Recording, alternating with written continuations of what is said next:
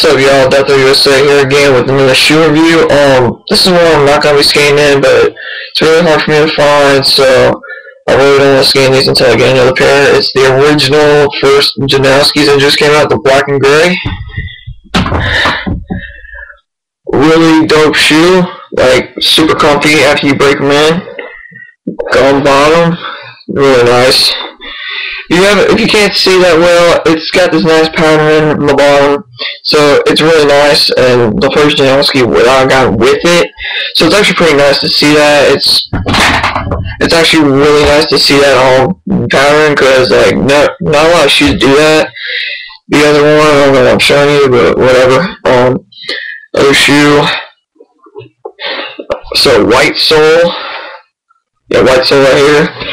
And gum outsole, right here.